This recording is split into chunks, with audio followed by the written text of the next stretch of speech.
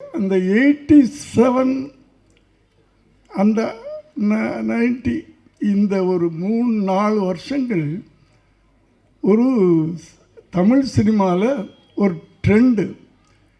TFT டைரக்டர்ஸ்லாம் உள்ளே வந்தாங்க, பயங்கரமான சக்ஸஸ்லாம் கொடுத்தாங்க. ஆனால் என்னென்னா தயாரிப்பாளர்கள்லாம் பயந்துட்டாங்க, அவங்க வைக்கிற செலவுகளை எல்லாம் பார்த்துட்டு.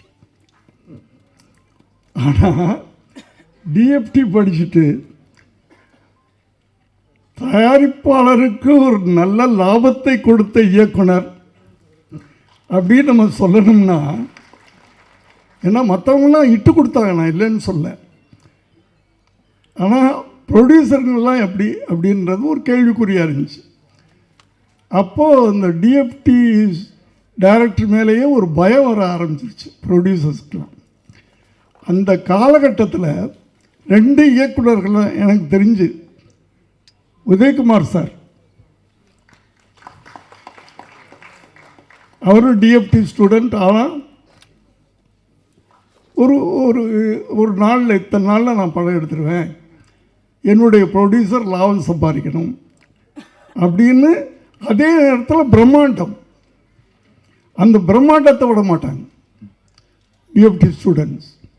அடுத்தது செல்வமணி சார்,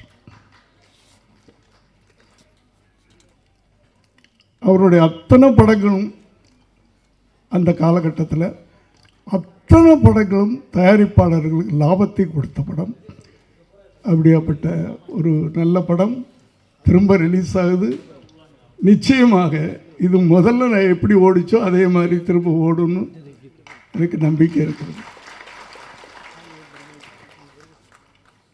இந்த நேரத்தில் நான்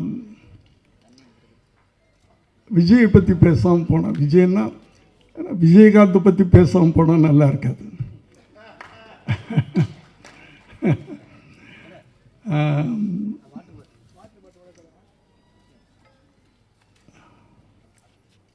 ஏன்னா